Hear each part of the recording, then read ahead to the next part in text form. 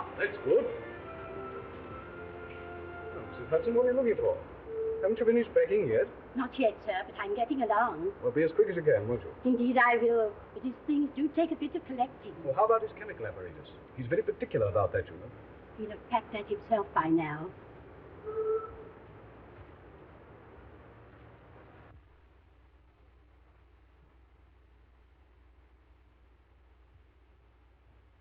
Really, Holmes, this is too bad of you. Do you realize that my wife and the rest of the furniture will be here at any moment?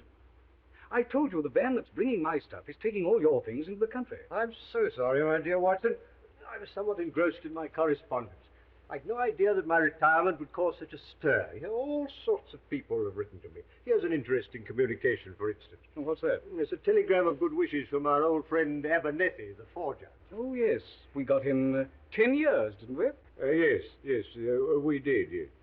When he came out, I was able to render him some slight assistance. You know, I'm not sure, my dear Watson, that of all the kindly messages I've received, even from the most exalted persons, that this is not the most gratifying. Well, I don't suppose they're all regrets at your retirement.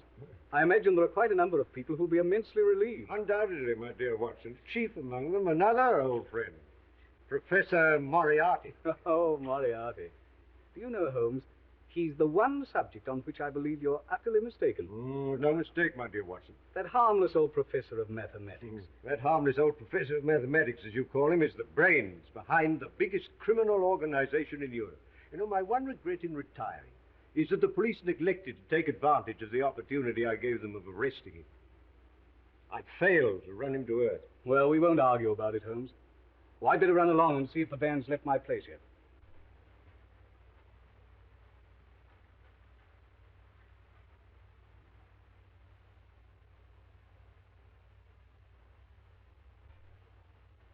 Excuse me, Mr. Holmes. There's a gentleman outside. Wants to see you very particular. Oh? What's the gentleman like? Well, he's an old gentleman and very tall. Ask him to come up. Yes, sir. Another well-wisher.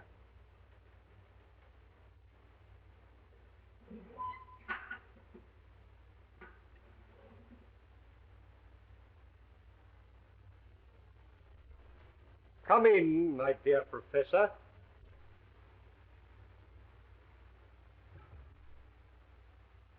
May I point out, Mr. Holmes, that it is a very dangerous habit to finger a loaded revolver in the pocket of one's dressing gown? It's a slight precaution, Professor.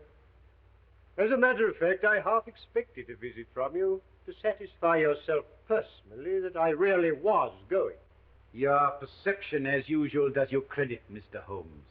I must confess that, personally speaking, I cannot regret your intention to retire. I can well believe you, Professor. I also feel that from your own point of view, it is a very wise course. In fact, it is the only course possible. I'm afraid I don't quite follow. Do you not, Mr. Holmes? Allow me to refresh your memory.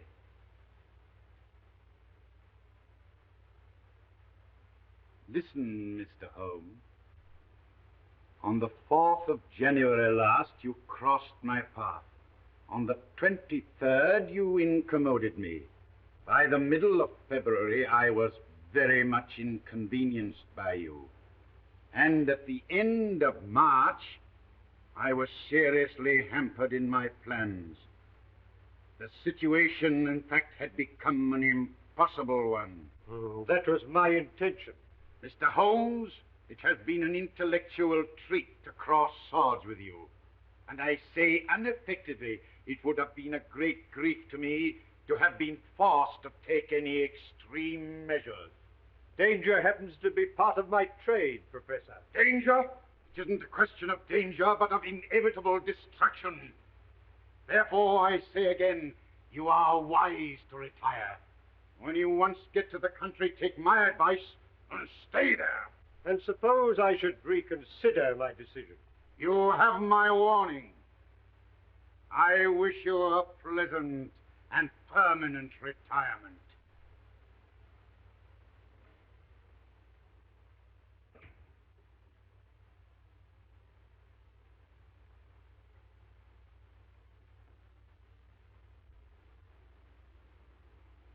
Now see here, Colonel Moran. How much longer have I got to wait? Where is this Mr. Moriarty? He's received your message, and he'll see you as soon as it's convenient to him. Damn it, I've been waiting here for 3/4 of an hour. Who the devil does he think he is? If I may give you a word of advice, Mr. Balding, I should moderate your tone a little when you meet the professor. Is that so? Hey, you! Wait a minute! What devil's trick's this? No devil's trick. I only wanted to prevent your going before I had spoken to you. And who gave you the right to turn the key on me, huh? We needn't discuss that matter. I understand you have a proposition to make to me. Maybe I have. And maybe I'll change my mind. Why they kept me wait? I speak to people when I choose, Mr. Balding. Not to me, you don't. Unlock that door. Sit down. I said open that door. Sit down.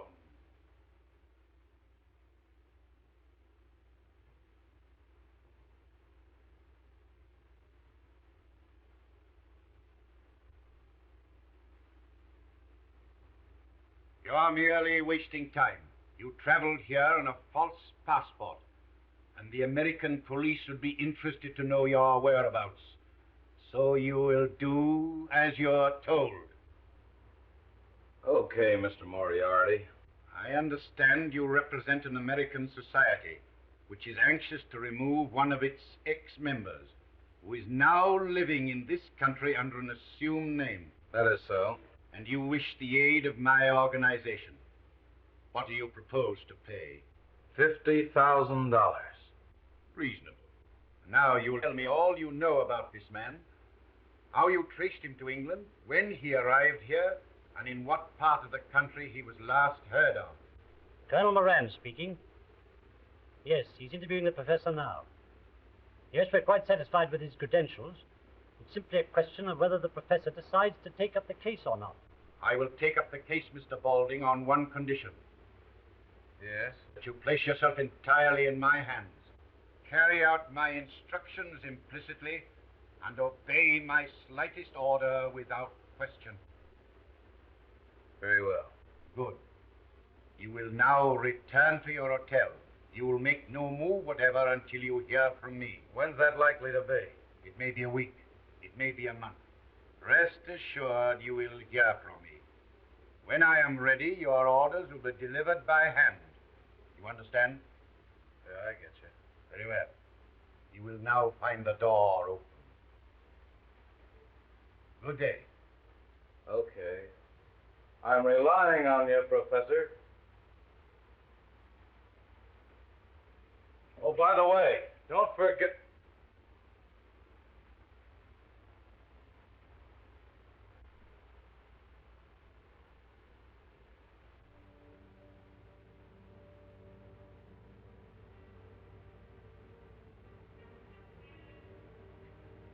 Going downstairs again, darling? Yeah, I left my glasses in the study. You better read them. Yeah, for a little. I don't feel I'm going to sleep. You've been dreadfully nervy all day, dear. Is anything wrong? No, dear, nothing. I just don't feel I'm going to sleep, that's all. I see.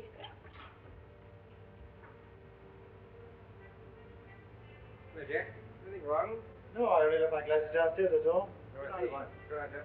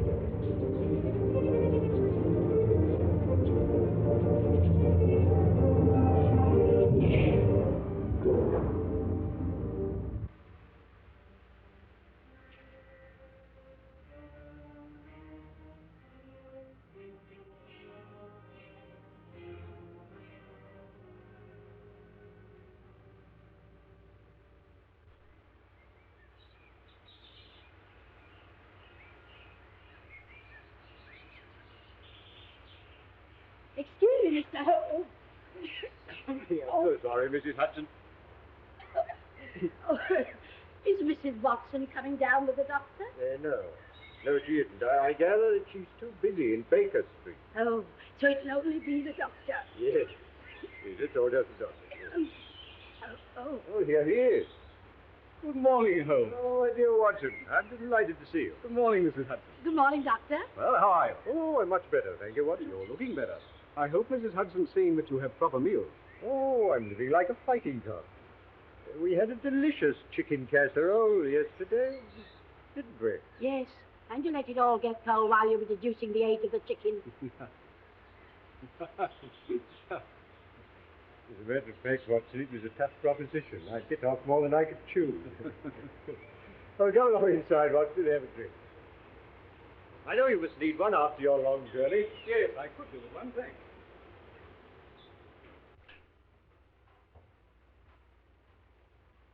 Oh, this is very nice, Holmes. You'll help yourself, Watson. Thanks. It's sulfuric acid.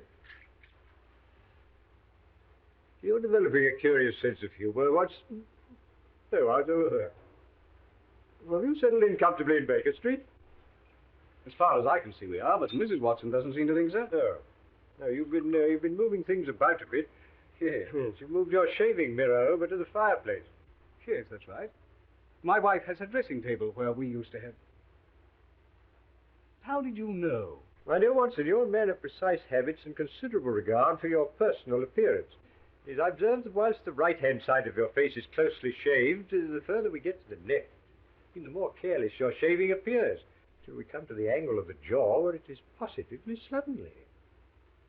I deduce, therefore, that you placed your shaving mirror where the light strikes on the right side of the face. The bed must obviously be across the end of the room, therefore the fireplace is the only place left which could produce that result. Amazing, Holmes. Elementary, my dear Watson. Elementary. Oh, by the way, I've got a letter for you. Oh, thanks very much. Hello. This is interesting. Yeah? It is a letter from Porlock. Well, who's Porlock? Well, it's rather difficult to say. It's a gentleman of many aliases. Wouldn't be of any importance except for the artist. A link in the chain. It's a good way down the chain. Not a very good link.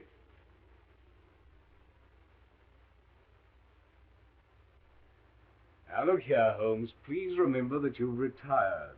Twice he sent me advance information that has enabled me to prevent a crime. Whether it was his conscience that made him do it, or a £10 note sent to him by devious methods, I've never discovered. What do you make of that, Watson? I don't want to make anything of it. Put it in the waste paper basket. There's a good fellow. My dear Watson, I'm willing to put anything in the waste paper basket if I can do so with a clear conscience. I might never forgive myself if I did so in this case. What do you mean? I mean that something sinister is afoot, Watson. Just cast your eye over there. Obviously in cipher. Oh, how true, Watson, how true. I'm glad you've spotted it. Yes, there's only one word, Birlstone. And then there's a series of numbers that obviously represent words. Probably taken from some book. Now, the point is, what book? Well, why doesn't the fool tell you? Oh, my dear Watson, send the key of the cipher in the same envelope as the cipher itself. Oh, no, my dear fellow, the key will probably follow in another envelope. And meanwhile, it might be instructive if we try to decipher this ourselves. Now, the cipher message begins with the number 534. Mm-hmm. Well, that's probably page 534. So we've got a large book. The next sign is C2. What do you make of that, Watson? Chapter 2, of course. Well, hardly that, Watson. What size book would it be if chapter 2 were on page 534? Oh.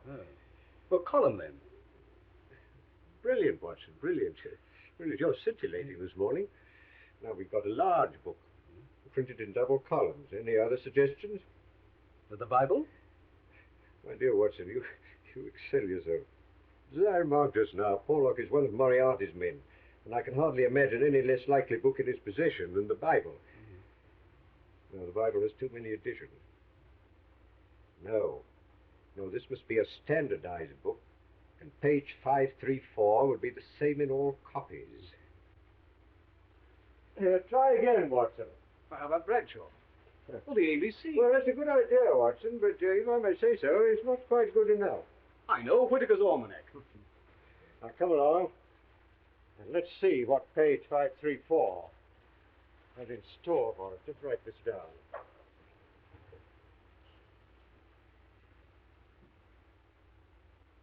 Danger? Good, Watson, good. You got that down? Yes. Capital. Owner, Birlstone Castle. What's it mean? It means, Watson, that some devilry is brewing against the owner of Birlstone Castle. Excuse me, Mr. Holmes. It's Inspector Lestrade. Oh, Morning, gentlemen. Morning, Lestrade. I told him he wasn't to come worrying Mr. Holmes, but he said he'd arrest me if I didn't let him in. That's all right, Mrs. Hudson. That's all right. You understand, Inspector, that Mr. Holmes is retired. You're not going to drag him up to London. Well, no, sir, I wasn't thinking of doing that. I called in to ask Mr. Holmes if he'd be good enough. Birlstone? Oh, what's this, Mr. Holmes? This is magic. That's a cipher that Watson has just solved. Well, what's the matter, Inspector? Matter only that Mr. Douglas of Birlstone Castle was horribly murdered last night. What? Shot. Face completely blown away. So Porlock's message came too late. Porlock? Who's Porlock? And how can he prophesy murders? Camberwell postmark. Well, that doesn't tell us much. It tells you as much as you'll ever know, Inspector. I used to send him money to the Camberwell post office. Didn't you find out who called for it? No. No, I promised not to try and trace him. I gather he was of a rather shy, no, not to say retiring disposition. Oh, we can't waste any more time. Will you come over to Birlstone with me, Mr. Holmes? On the way, I'll tell you all I know. We're not going far, then. About 20 miles. You'll be back for lunch. I forbid it. I'd sooner go myself than let you go. Excitement's bad for you. I appeal to you, Inspector. He really ought not to go. My dear Watson, I appreciate your thought of it. I wouldn't dream of going if I were not convinced that Moriarty is behind all this. Not your Professor Moriarty? Yes, Lestrade, Professor Moriarty. My dear Mr. Holmes, you're beginning to see his hand in everything. Porlock is one of Moriarty's men. Now, look here, Lestrade, I'll bet you my new beehive to your old bowler hat that you'll find that Moriarty's behind this Birlstone affair. All right, I'll take you. Good.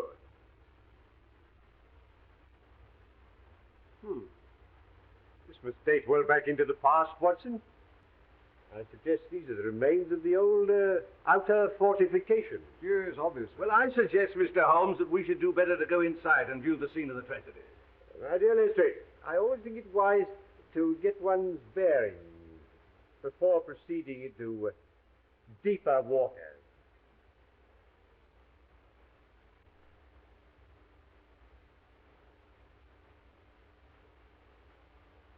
Lestrade, I observe that this moat has only recently been filled with water. Oh? How on earth do you know that, Holmes? My dear Watson, what kind of a tree is it that comes to maturity and blossoms in water? No. This water is a recent addition. Makes it much more difficult to get out of the window. Yes, Watson. Or to get in. Possibly Mr. Douglas anticipated this crime. Ah, Inspector Griffiths. This is Mr. Sherlock Holmes. How do you do, sir? How do you do? Oh, this is my friend, Dr. Watson. How do you do? Well, shall we get in? By all means, Inspector.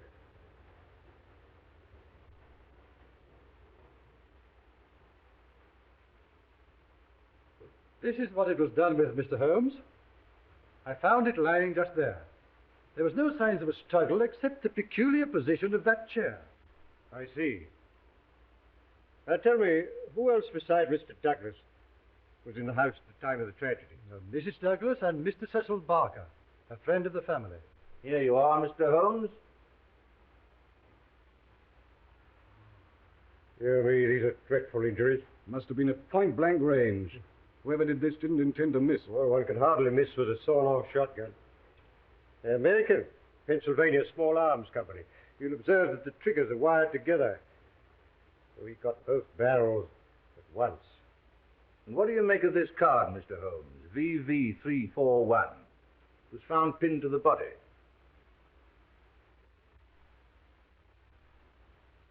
Rough cardboard.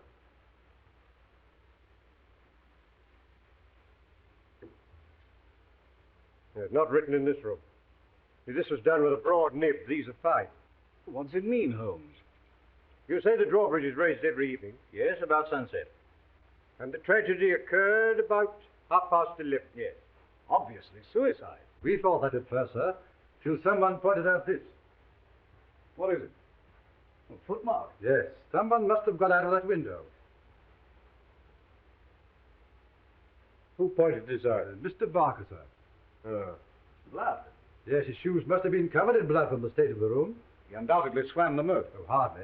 It's not more than 3 feet deep anywhere. Oh. You've observed, of course, that someone has been hiding here. There are distinct marks of muddy boots.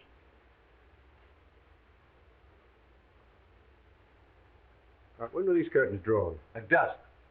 So the men must have got in after the curtains were drawn and before the bridge was raised. Yes, but I observed when I arrived that the moat doesn't extend right round the castle.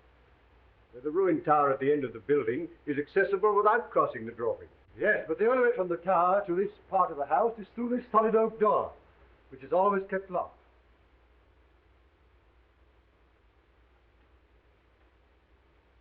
Is it? By Jove, Holmes. It doesn't seem to be locked now, does it? Well, that's funny. I always understood. Yes, we'll return to that later. Meanwhile, I must ask you to make no reference whatever to it. Now I think we'll have another look at the body. Oh, and I should like to have a word with that Mr. Cecil Barker. Very good, sir.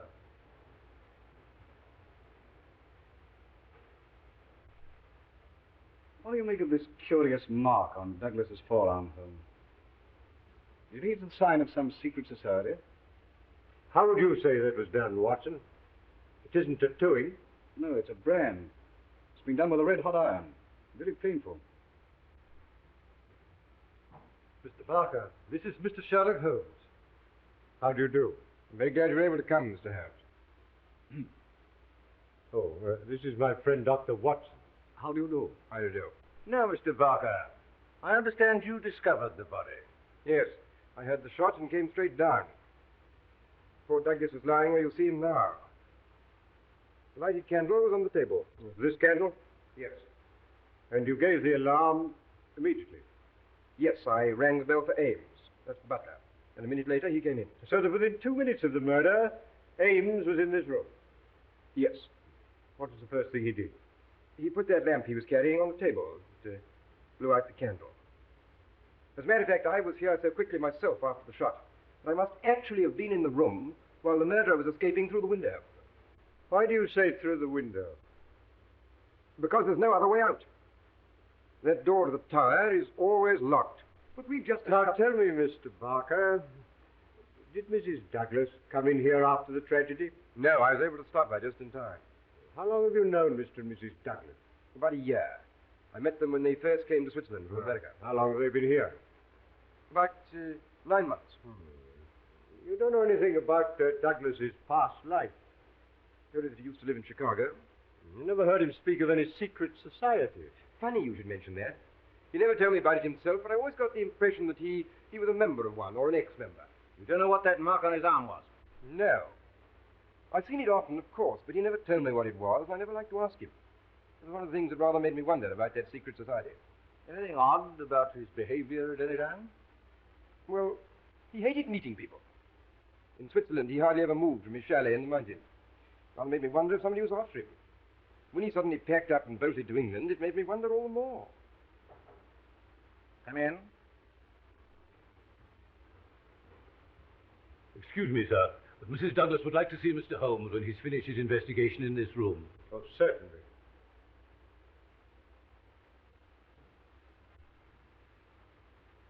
Mr. Barker, would you be good enough to tell Mrs. Douglas that I'll be with her in a minute? Oh, Ames?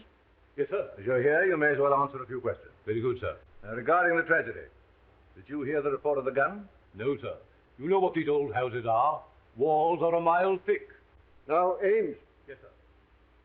When you entered the room, this candle was alight, I understand. Yes, sir. Where would Mr. Douglas have got it from? His bedroom, sir. Oh. I had orders to see that one was always on his bedside table. And you put this one there yourself? Yes, sir. I remember he told me his old one had burned right down, so I put in a new one. Oh, it was a new one? Yes, sir. It hasn't been relit since the tragedy. No, sir. I'll vouch for that, sir. Ah.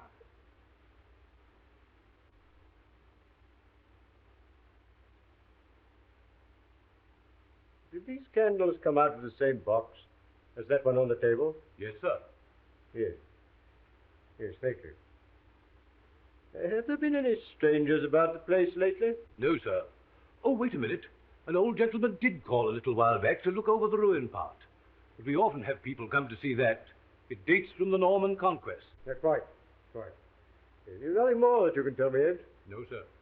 I can't make head or tail of the whole thing. Fairly beats me. And the wedding ring being missing, too. Wedding ring? Didn't Mr. Barker tell you? Not a word. What about the wedding ring? The master always wore a plain gold wedding ring under the one with the rough gold nugget on it. Under? Yes, sir. I never saw him without it. And for the murderer to take that and leave the other seems so strange, doesn't it? Here. Oh, there's just one more question, Abe. Did your master ever do exercises in the morning? Yes, sir. Every morning. As regularly as clockwork. Thank you. Will that be all, sir? Yes, thank you.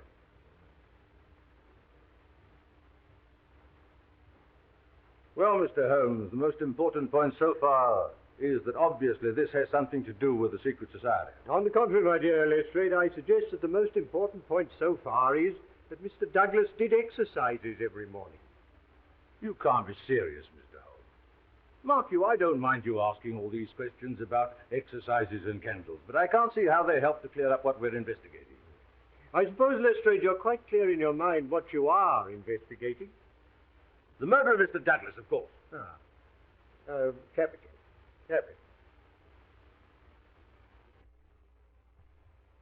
I've told Mrs. Douglas that Mr. Holmes will see her. Thank you. Now, I'd like to ask you one or two questions, if you don't mind. With pleasure. Did you know Mrs. Douglas before her marriage? No. But you've seen a good deal of her since. What are you suggesting?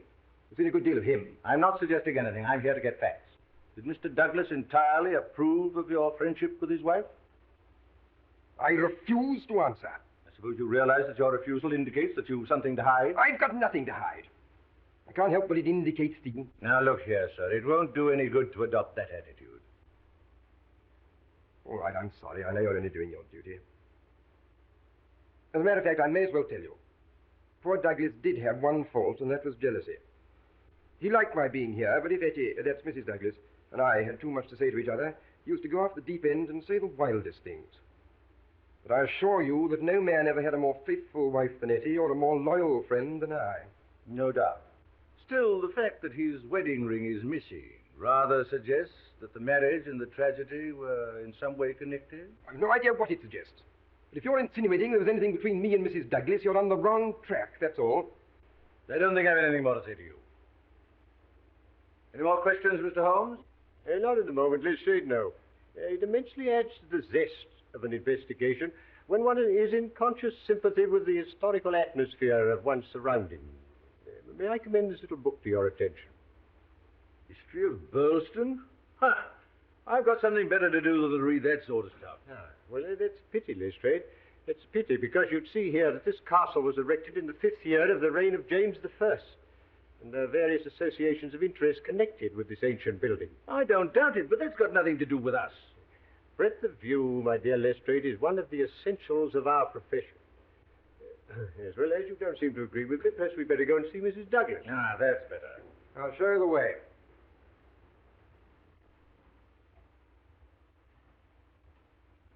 You can remove the body. Very good, sir.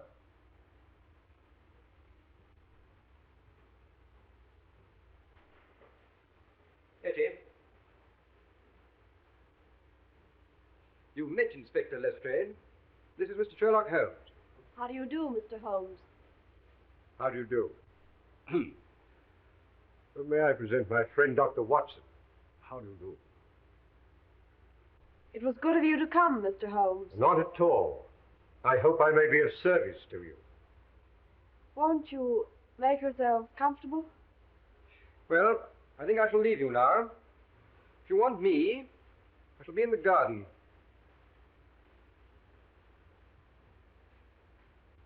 Now, Mrs. Douglas, I wonder if you can give us any help. I wish I could. But I didn't see the tragedy. So I understand, but you heard the shot. Now, how long after that were you stopped on the stairs by Mr. Barker? A couple of minutes. I just had to put on a wrap and some slippers.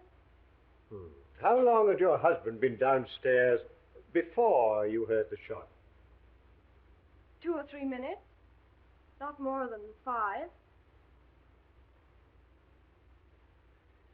Where were you married, Mrs. Douglas? In New York. Ah, in America. Have you ever suspected there was some danger threatening your husband, and that he knew it? Yes, I have. In fact, I'm sure of it. But he wouldn't talk about it. Not that there wasn't complete love and understanding between us, but, well, it's just that he didn't want me to be worried. You know nothing of his life in America that could have caused that threatening danger. Nothing at all. That mark on his arm, do you know what that is? No? You never asked him? Yes, I did once, but he refused to discuss it. So I never asked again. You've no idea what it is? None whatsoever. Can't you suggest anything? Mrs. Douglas, I suggest that you tell me the truth. Mr. Holmes! You know perfectly well what that mark is. You couldn't possibly have lived in America without knowing. That mark is the brand of the Scourers. Scourers? Yes, an American secret society which terrorized the coal districts of Vermissa, and which was broken up some years ago. Well, I'm bound to admit, Holmes, I've never heard of them. Now, I can well believe that, Watson, but I can't believe that Mrs. Douglas has never heard of the Scourers, because her husband was one. All right, Mr. Holmes. I'll tell you the truth. I think that will be the wisest course. I'll tell you the story of the Valley, the Valley of Fear. 2 years ago, I lived at Vermissa with my father. We used to take in boarders occasionally. And one evening, I went down to the depot to collect a package, and I met a young man who'd just come off the train. His name was Murdoch, and he was looking for lodgings.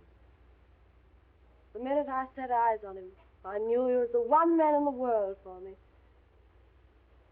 I told him about our place, and he said he'd call later.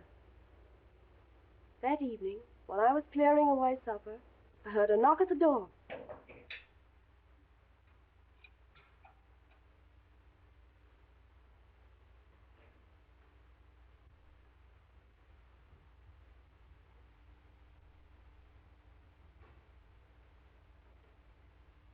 So you've turned up, Mr. Murdoch. I sure have.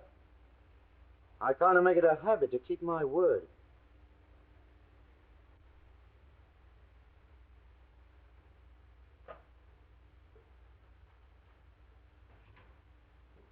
Who's that, Eddie? Someone to see you about a room, Dad. Eddie, so that's your name, is it? Mine's Jack.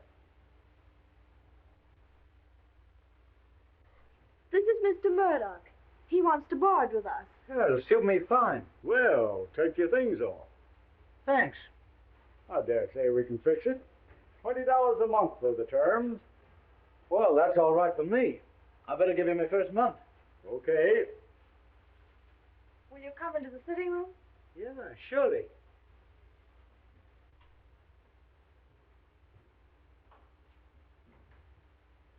Well, this looks pretty good to me. Won't you sit down? You know, I don't think I'm going to feel homesick. Oh, we'll try to make you comfortable. Don't you worry, Etty. This is going to be more like home than any place I've been in since I come to the States. Oh, you're not American, then? No, as a matter of fact, I was born in England, but I've been here the best part of my life. Oh.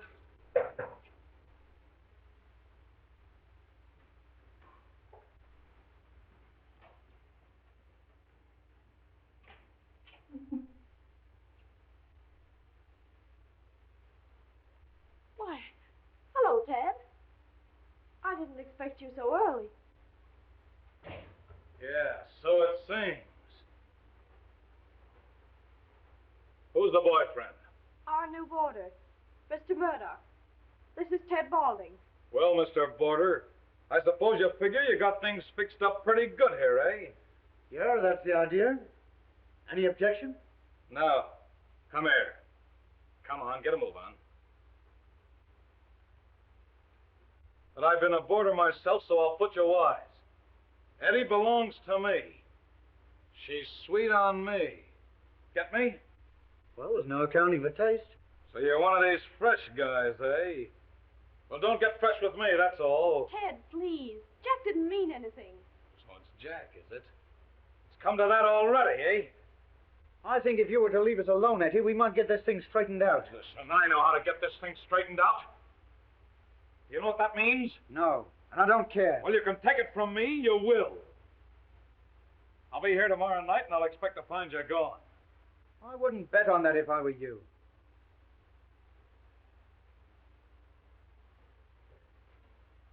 You'll be sorry you ever came here before I'm through with you. Get out. Why, you're not going, Ted?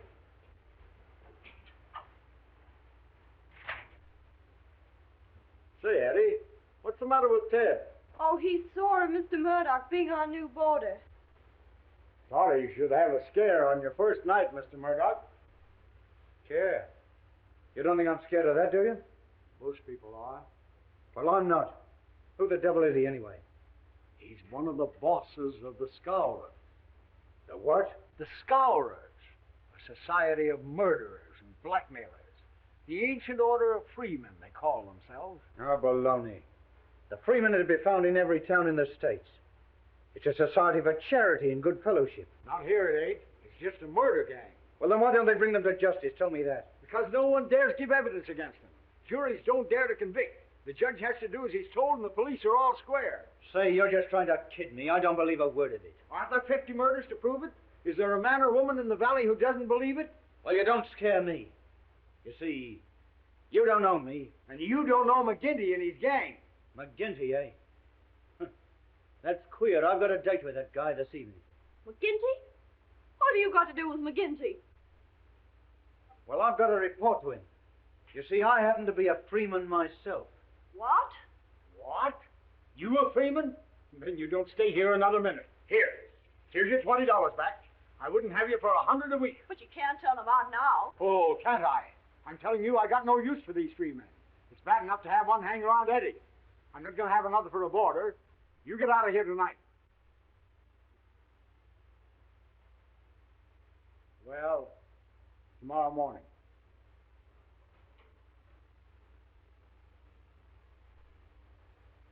I'm sorry.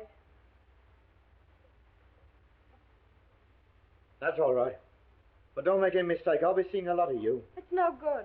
It was Ted Boulding. Tell me, Eddie, you're not in love with Boulding, are you? You're only afraid of him. If you'd have met me first, would I have had a chance? I wish you had been the first. That's all I wanted to know. Oh, Jack, I'll never believe anything bad of you. Not whatever happens. Well, I wouldn't be too sure of that, Eddie. Still, even a guy like me can be on the level with a woman. Well, I'll begin down to McGinty's.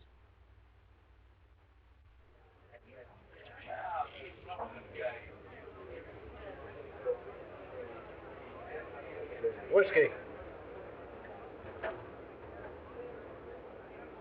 Well, stranger, I don't seem to call your face to mind. No, I'm new here, McGinty. Counselor McGinty to you. Well, I'm sorry, Counselor. I was told to come here by Brother Scanlon, Assembly 341 for missing. I drink to your health and our better acquaintance.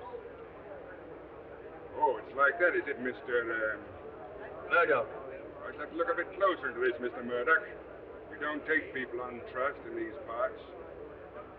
Let's have a little talk in private. Yeah. You mind stepping through that door there?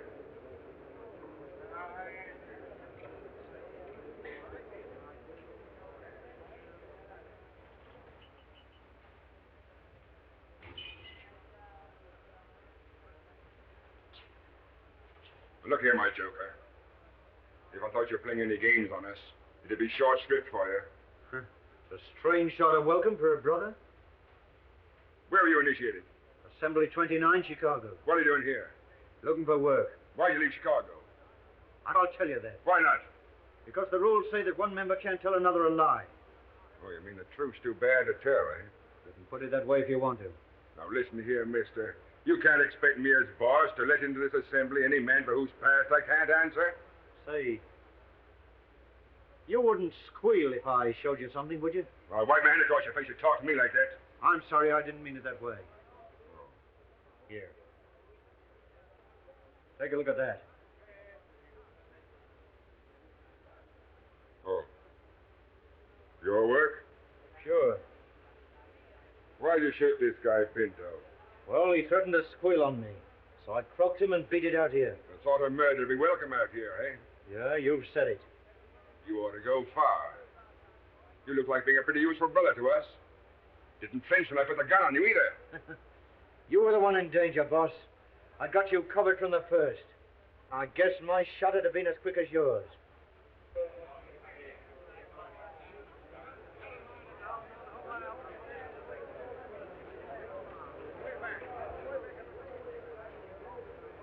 So you got here first, did you? I want to have a word with you about this man. Yeah, you say it right now. I'm here. I'll say it how and when I please. I'm content to leave it to you to judge between us, Counselor. Well, what is it? Well, a young lady. I think she's free to choose for herself. Is she? As between members of the assembly, I should say she was. So that's your ruling, is it? Yes, it is. Were you thinking of disputing it? You'd back a newcomer against me, would you? Well, you're not boss for life, Jack McGinty. And let me tell you this. When it comes to the voting... You've been asking for it a long time, Baldy. Now you've got it. I've got nothing against you, boss. All right. Now, we can't have bad blood between brothers. Go along in the bar, and I'll buy about the drink.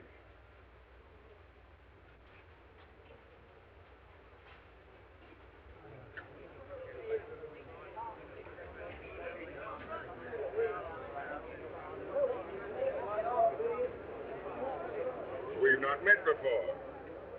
You're the new captain? You've guessed it. I'm Captain Moore. Oh, we can do without you. Please enough of our own without importing any. Hello. Here's an old acquaintance. I'm no friend of yours or any other cause. Oh, Jack Murdoch of Chicago, all right, and don't deny it. I'm not denying it. Why should I be ashamed of my name? Well, you ought to be. What the devil do you mean? Ah, you can't pull that stuff with me. I'm Marvin of Chicago Central. We haven't forgotten the shooting of Jonas Pinto. I never shot Pinto. Nice, impartial evidence. As it happened, we couldn't get any case against you. So you're okay with me just as long as you're on the level. Get me? Good night.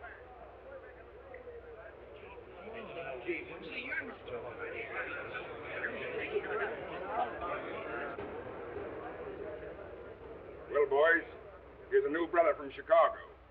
We'll just have drinks all round, and then we'll swear him well and truly into the assembly. We got a special initiation here in Vermissa Valley, and you can't be one of us till you've been through it. That's okay with me.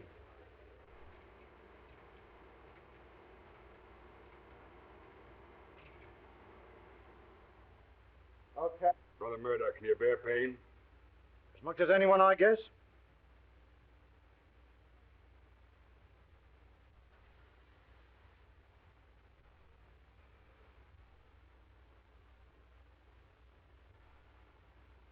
Well done, brother. Now, one last word. You'll obey my rulings at all times. And the penalty for breach of faith is inevitable. I understand. Well, boys, we must get to the business of the evening.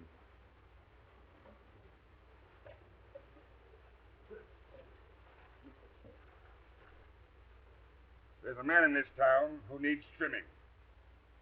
And it's up to you to see that he gets it. I'm speaking of James Stanger, editor of the Herald. You seen how he's been panning us again in his dirty rag? Why don't we bump him off? That might cause more trouble than we need ask for. But I guess you can give him a pretty severe warning. Will you take care of that, Balding? Sure thing. I'll take Van Schust along with me. And you, Mansell? And, you, Gower? Okay. And, yeah. You'd better come along with us, Murdoch. we'll see the kind of stuff you're made of. That's okay with me. Come on, let's go.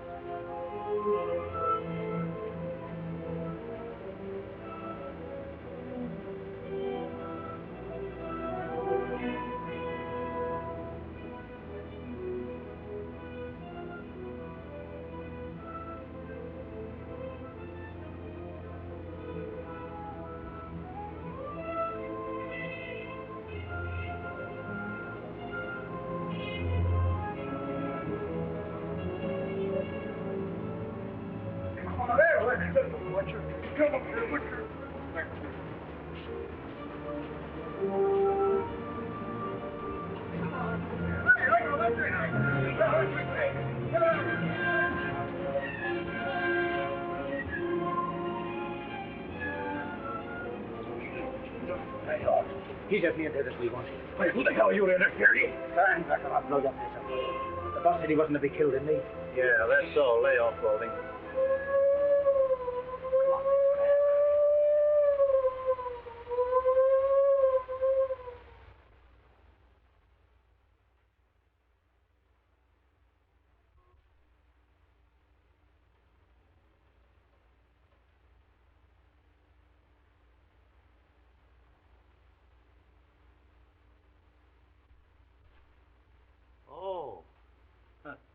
I'm sorry, Counselor.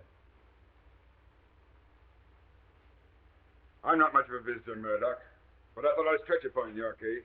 I'm honored. But how'd you know I was here? I only came this morning. It should be enough for you that I do know. It may be enough for most men, but not for me. So you're a queer guy. Scanlon told me, if you must know. Lives here too, so he says. Yeah. Have a drink. Sure.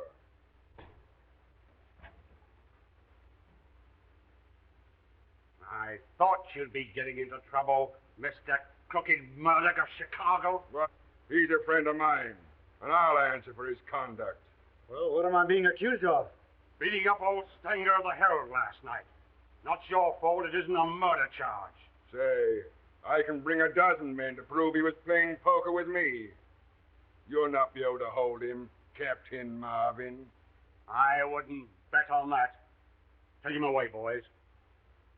Any funny business, shoot him.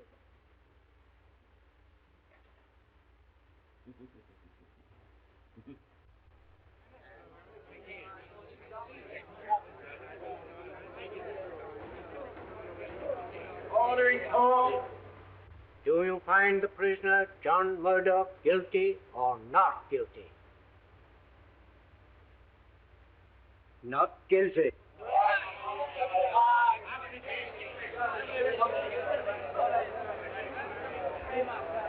Porter Jr.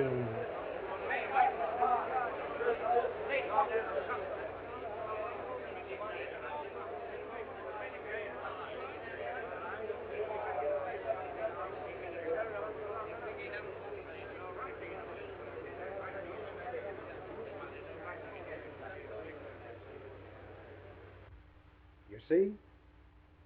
I told you needn't worry.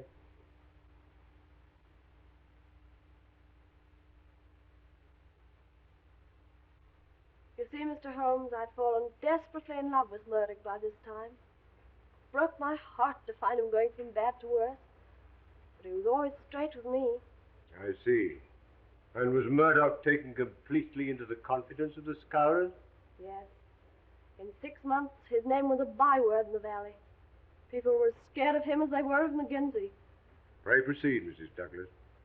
One night, he and another man were sent to shoot one of the most respected pit managers in the valley. I felt something awful was going to happen. I didn't know just what.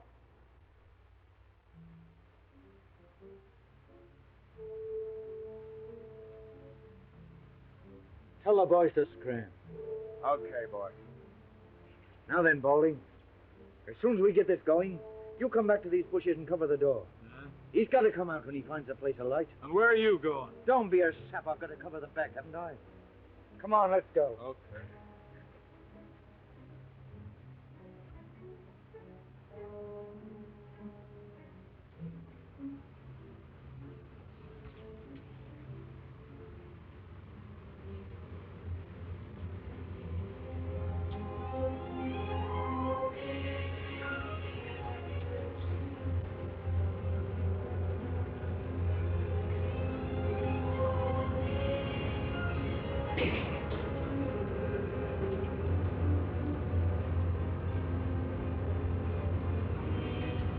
They're shooting at us. Must be the police. I know they got me. Oh, come on, then.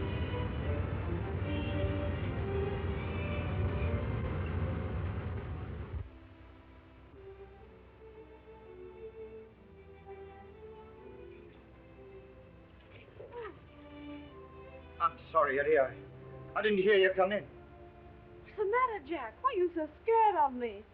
I'm not scared, honey. I was just thinking of other things, that's all. Oh, no, it's more than that. Let me see the letter you were writing. A letter? Yeah, the one you're trying to hide from me. No, I can't do that.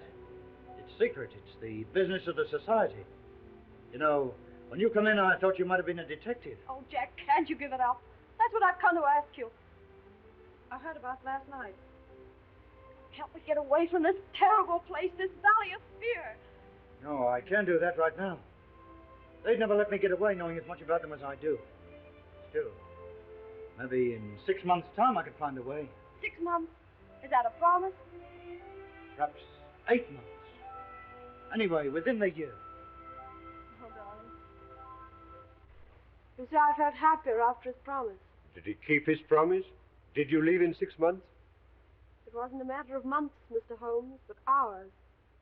That same afternoon, I was just going upstairs when I heard someone come to the door.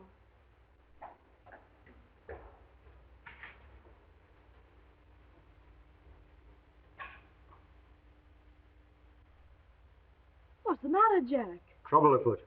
Police? Yeah. A Pilkington detective. Yeah, that don't mean anything to you, I know, but I'm too deep in this thing. I've got to get out. Tonight. And you want me to come with you? Yeah. I'm a strange sort of Romeo for a kid like you, but I'm on the level with you, Etty. And we quit tonight? Sure. Is there any danger?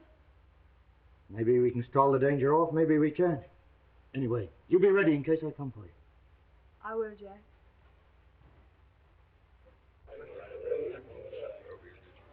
Boss, I've got some bad news. What sort of bad news? Well, I can't tell you in public, but let me collect a few of the boys and go into your room and discuss it. Okay, carry on. Holding, Cormac, you get it. Gower. Mansell, come into the boss's room, will you? Yeah, and you too, Willoughby. Okay.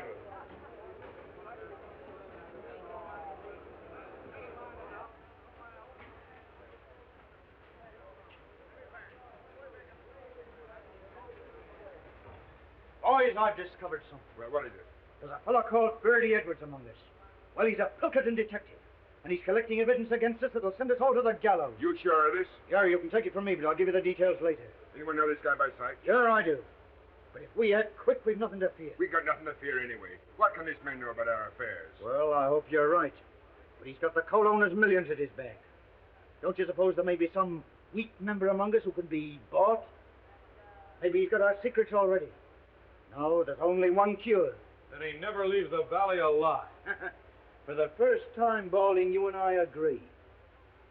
Well, do you want me to handle this, boss? Sure, but you better tell us some more about it. Well, the other day I met a fellow who said he was a pressman. And he offered me good money for inside stories of the Scourers. Although his face was familiar, somehow or other I couldn't place him. I know now that was Bertie Edwards. I made a few inquiries and found out he was living at a place called Hobson's Patch, under the name of Steve Wilson. Well, we'll just bump him off quick. No, I've got a better plan than that. Well, what is it? I'll go over to Hobson's Patch this afternoon and locate him. I'll tell him I'm a scholar, and I'll offer him the secret papers of the society for a price. Only as I can't hand them to him in the street, he's got to come to my place to collect them. That'll fetch him. Well? Well, surely you can handle the rest yourself. Only once Mr. Bertie Edwards comes to my place, I don't think he'll leave it again alive, somehow.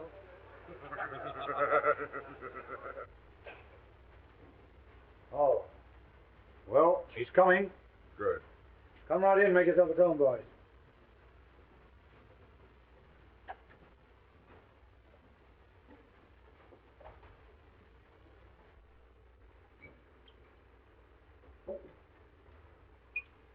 Do you think he knows much? Well, he's been here 6 weeks. He may have passed on quite a bit, but we'll make him tell us all about it. We'll have the truth out of Mr. Bertie Edwards if you have to cut his heart out to get it. Did he seem to send a trap? No, I got him on the weak point. Told him I'd show him all the papers of the Scourers. Well, if we handle it right, they'll never be able to prove a killing. Nobody will see him come up to the house after dark. And I'll lay odds nobody will ever see him leave. Now, here's the plan. You boys all stay here, see? Bertie Edwards will be pretty heavily armed, so we got to take him by surprise. He's going to knock 3 times. I'll go out, open the door, let him come in. I'll leave him in the outer hall while I come in here and get some papers or something and give you the tip. I'll go back, and while he's reading the papers, I'll get the gun off him. Then I'll give a shout, and the sooner you come in, the better. You're the one to handle him. Not one word of warning does he get till Murdoch has his hand on his throat. Okay, man.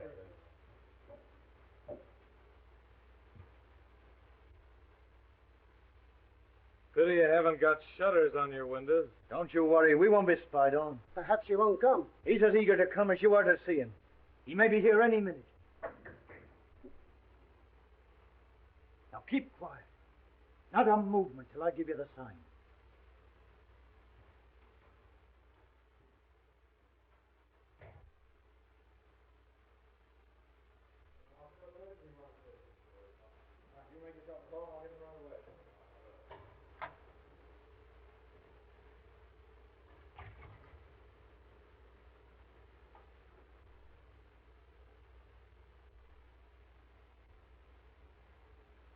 Well, is he here?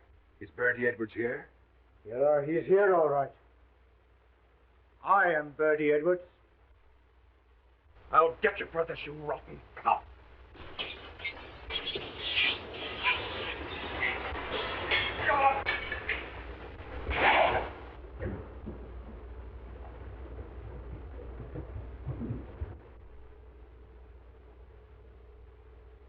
There are 40 armed men around this place, so you can figure out what chance you've got. You dirty, stinking double-crosser.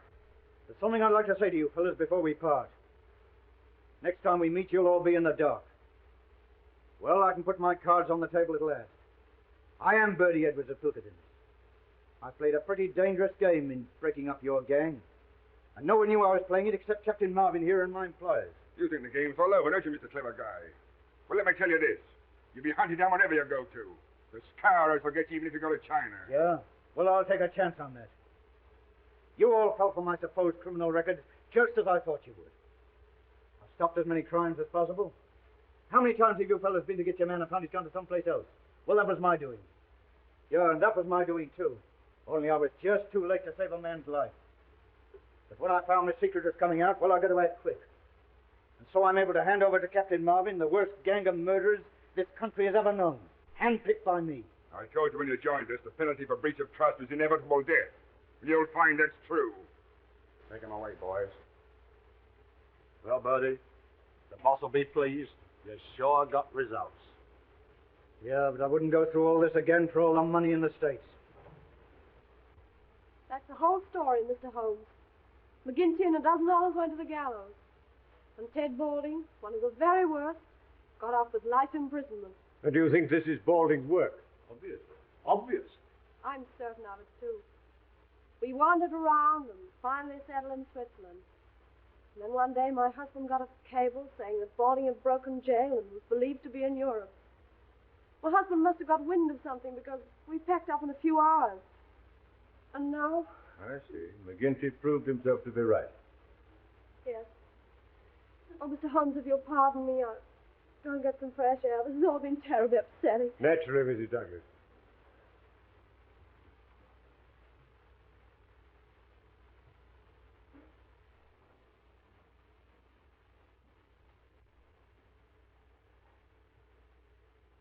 Well, that's all as clear as crystal, Mr. Holmes. All we've got to do is to find Balding, and that shouldn't be difficult. Ah. They may even have got him by now. Well, I'm going to slip over to the station for a few minutes. I suppose you won't be leaving just yet a while. No. With your permission, no, not yet. That's all right. I'm afraid you've lost your beehive, Mr. Holmes. Nevertheless, you'll oblige me by taking care of that bowler hat of yours, Lestrade.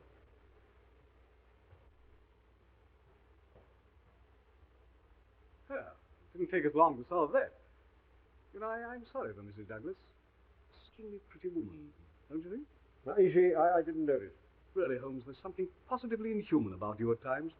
My dear Watson, I never allow my judgment to be biased by personal qualities. I can assure you that the most winning woman I ever knew was hanged for poisoning 3 little children for their insurance money. Oh, I see.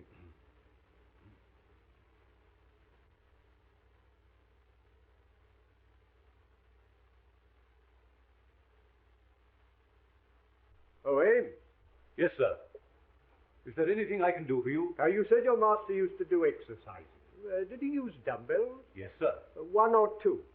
2, of course. And you said he used them every morning. What about yesterday? Yes, sir. I remember him doing them. Where? Down here? Yes, sir. He used to say he liked plenty of elbow room. Yes. Yes, thank you, Abe. Thank you. Will there be anything more, sir? No, nothing more.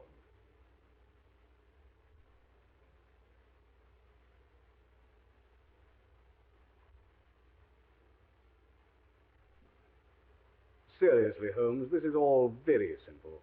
What's to prevent our going home to lunch? Only that I'm rather concerned about the missing dumbbell, Watson. Dumbbell? Yes. Yes, I'm not referring to the good Lestrade, whom I'm aware has gone to the station, but to the equally solid article used for developing the muscles. One usually looks for them in pairs, my dear Watson. I can only account for one. No, this is by no means a simple case. What complicates it still more is where does Moriarty come in? He doesn't. Balding murdered Douglas, and it's Lestrade's job to find him. My dear Watson, you appear to have forgotten that only this morning we decoded a message from one of Moriarty's men foretelling this tragedy. Oh, yes, of course. Yes, so we did. Well, what's the next step, Holmes? You can lend me your umbrella. Umbrella? Yes. But it's not raining. How true, Watson, how true. Nevertheless, I should like it. You brought the one with the crooked handle, didn't you? Yes, I left it in the hall. But that's a wretched weapon, Holmes. Take my revolver. No, my dear fellow. There's no danger. If there were, I'd ask for your help. No, I'm not thinking of doing any shooting, Watson. Just a little fishing. Fishing? Yes. Yes, I want to see what the moat has to offer us. Oh, I see. Fishing.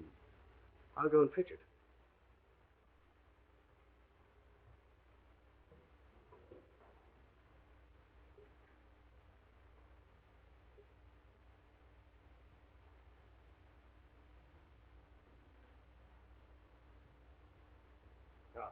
Thank you, Watson. Thank you. Oh, by the way, where did Mrs. Douglas go when she left us? I saw her from the window. She was heading straight for the pergola. As I thought, Watson. She's probably talking things over with Barker. Now, look here, Watson. I want to be sure they don't come back to the house for a few minutes. Will you, like a good fellow, keep an eye on them and let me know if they make any sign of moving? Yes, certainly. I wanted to offer her a word of sympathy.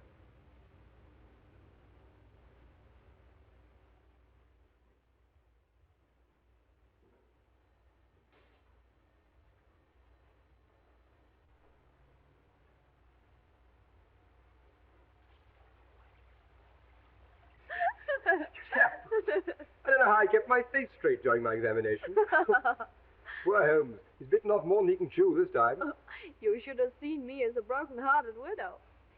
If you'll pardon me, Mr. Holmes, I think I'll take some fresh air. This has been so terribly upsetting. Oh.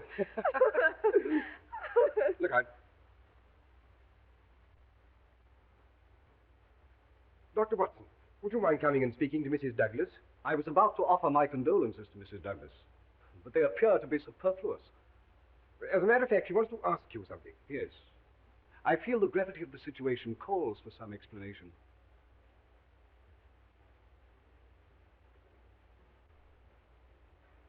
I'm afraid you must have thought my behavior very callous, Dr. Watson. Your behavior is not my business, Mrs. Douglas. But I must admit, I find it a little difficult to reconcile with the circumstances. What did you want to ask me? If I was to tell Mr. Holmes something in confidence, would he tell the police? I can't answer that. In other words, is Mr. Holmes working with the police or on his own? That I can't answer. Well, could he get rid of the police? Tell them he was satisfied and send them away? Certainly not. Mr. Holmes is an independent investigator, but I feel certain that he would withhold nothing from the officials that might help to bring the criminals to justice. If you require any further information, I refer you to Mr. Holmes.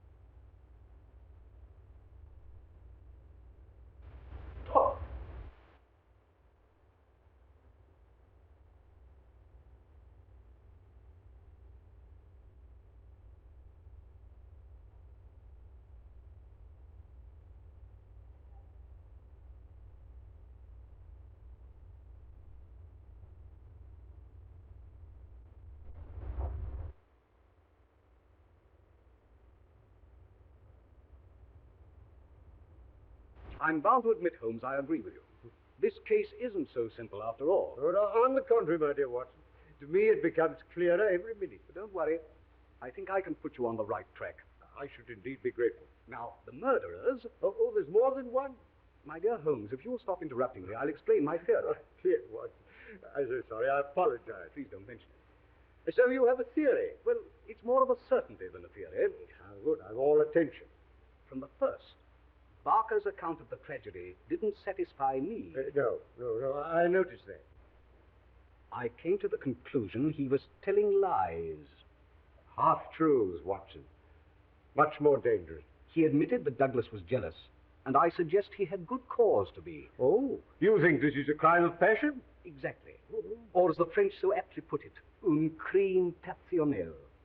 The guilty lovers wanted to get rid of the husband, so they killed him, and used the story of the Scourers to put everybody off the scent. I see, everybody except the astute Dr. Watson. Well, it hadn't occurred to you, had it? No, I'm bound to say that isn't my theory. Well, I'm going to prove it to you. When I went into the garden just now, the pathetic widow was consoling herself with Barker. They were laughing. Positively laughing. That confirms it, doesn't it? Oh, yes, that confirms it. And what's more, she wanted to ask you something in confidence. No, Watson. No, I want none of their confidences. It's always awkward when it comes to an arrest. Then you agree with me. You think they're the murderers. My dear Watson, there's an appalling directness about your questions at times. Of course they did it. Why, she didn't even come into the room when she heard her husband was dead. If I'd had my head blown off, I should think it very odd if my wife didn't come and look at me. It's not so odd as you may think, Watson. You remember that I was puzzled about Douglas only using one dumbbell? Yeah? Yes. I found the missing one. Then everything's all right. And it's led to a discovery which has solved the whole problem. Solved? As we've been listening to a tissue of lies, Watson. The whole story of the tragedy as told by Barker is a lie. And as Mrs. Douglas supports it, she must be lying too. Now, Barker swears that when he entered the room, he found Douglas lying dead with this candle burning on the table. He also says that immediately, now mark this, Watson, immediately he rang for Ames, who entered the room carrying that lamp, and at once blew out this candle, all within the space of 2 minutes. Ames corroborates this, but he also says that the candle which Douglas brought down from his bedroom, this candle, was a new one, out of the same packet as these. Now, what sort of a candle is it, Watson, that burns that amount in a few minutes? By Jove, Holmes, I believe you've got it. And moreover, if Barker's story were true, the assassin had less than a minute in which to remove 2 rings and replace one.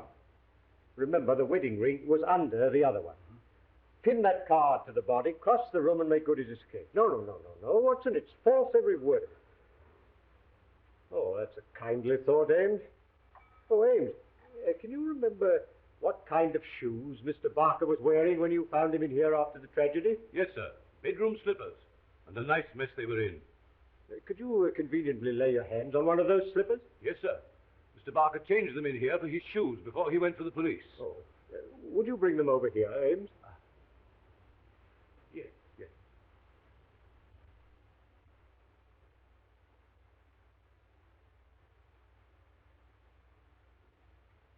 Here they are, sir. Thank you, Ames, thank you. You needn't wait.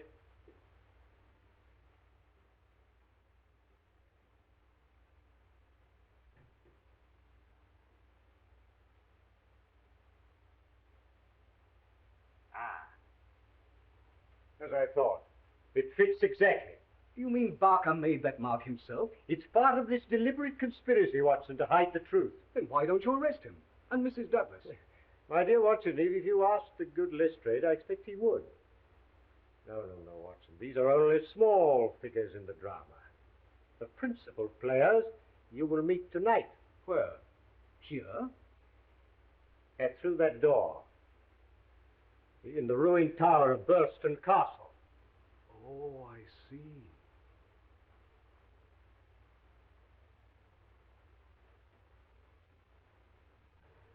It's 46 miles to Birlstone, Moran. We are due there at midnight. Is the car ready?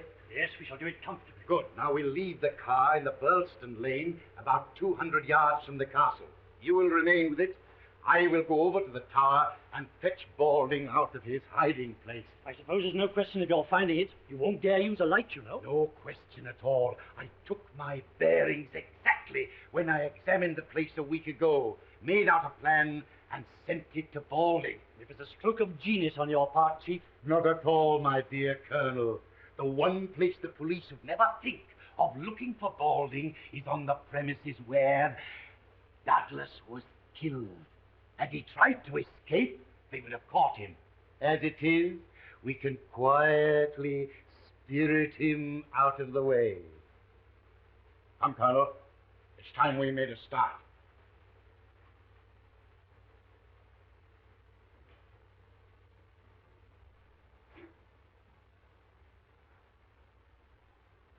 Well, Mr. Holmes, you haven't yet told me why you got me here. Ah, Lestrade, I wanted you to be present at the final act of this little drama. What, you mean you found Balding? Can I make an arrest? No. You're too impulsive, Lestrade. Before we talk about arrest, I think we might spend a profitable 10 minutes exploring the ruined tower. You're not trying to make a fool of me, Mr. Holmes. No, certainly not, Lestrade. But my good friend Dr. Watson will tell you, there are times when I cannot resist a touch of the dramatic.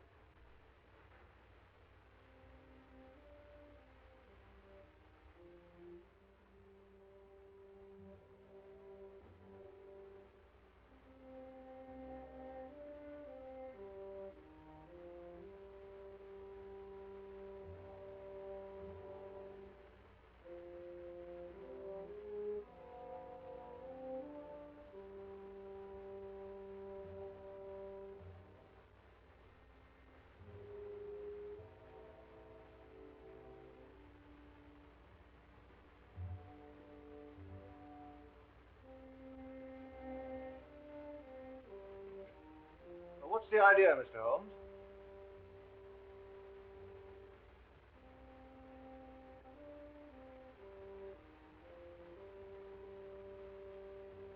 Come out, Mr. Douglas. Douglas? Well, what on earth are you talking... Mr. Holmes, I believe. Let me introduce Mr. Douglas of Birlstone Castle, otherwise known as Bertie Edwards. But Douglas is dead. Oh, on the contrary, my dear Lestrade, as you see, he's very much alive. But I don't understand, Mr. Holmes. Who is dead, then? Will you explain to the inspector, or shall I? Well, you've done very well so far, Mr. Holmes. You go ahead. Well, Lestrade, this is quite a simple case. May be quite simple to you, Mr. Holmes, but how did you arrive at this solution? By means of a partially burnt-out candle and a missing dumbbell. Now, the candle proved that Barker had been in the room with the dead man for at least 40 minutes before he gave the alarm. And I had to ask myself, what was happening during that time? What was Barker doing? Yes, I'm afraid that's a point I missed, Mr. Holmes. Ah, well, that's not the only point you've missed, my dear Lestrade. Now, Mr. Douglas was being hounded by the Scarers, who'd sworn to kill him. So he retreated to this castle, where he took every precaution against intruders. But Balding succeeded in entering during the day, unseen. That night, he attacked Mr. Douglas with a knife. It was knocked out of his hand, so he had to use the noisier weapon, the shotgun, which in the struggle went off, killing Balding and mutilating him beyond recognition. Oh, I see. Oh, well, that answers your question, Lestrade. But what about Barker? Barker, my dear Watson, on hearing the shot, came down at once. And in order to put the Scarers off the scent, they dressed Balding in Douglas's clothes, the Scarer's mark on the arm completing the deception. Balding's own clothes, Barker weighted with a dumbbell and threw into the moat. Douglas then got dressed, took some food, and went into hiding. And that's what happened, Watson, while the candle was burning down.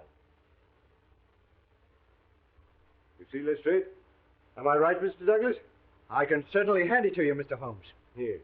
Yes, you came across one little difficulty, however. When you placed that gold nugget ring on Balding's finger, you intended to place your wedding ring there also, eh? But you couldn't get it off, could you? No. Though I've been in a country where wedding rings slip off pretty easily, mine wouldn't. But how did you guess that Mr. Douglas was concealed here? It isn't a question of guessing, my dear Lestrade. The clue was supplied by that interesting little book on Birlstone Castle that I once offered you. A clue which was amply confirmed by the equally interesting plan I found in the pocket of Balding's coat. Amazing, Holmes. No, simplicity itself, my dear Watson. Well, now that the case is complete, I suggest we go over to the house and discuss Mr. Douglas's position. No, you're too hasty, Lestrade. I haven't yet introduced you to the principal figure in this drama, the brains behind it all. Not your Professor Moriarty, surely. Moriarty? Well, who's he? My friend Dr. Watson will tell you later. Come, gentlemen, we must lose no time.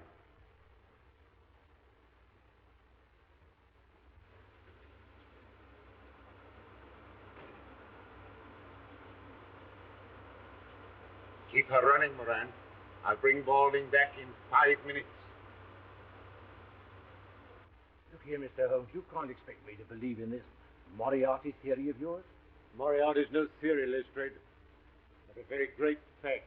Oh, well, we owe you a good deal. I suppose I must humor you. The catching of Moriarty will be the triumph of Sherlock Holmes. Quite apart from you losing your hat, Lestrade.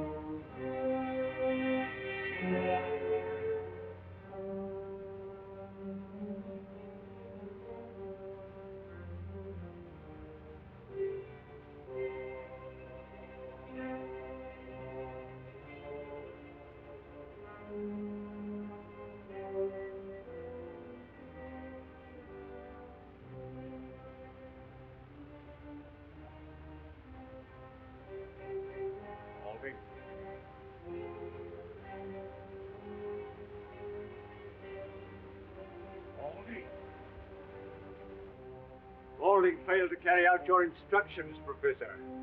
So you're in this, are you, Holmes? Well, I warned you.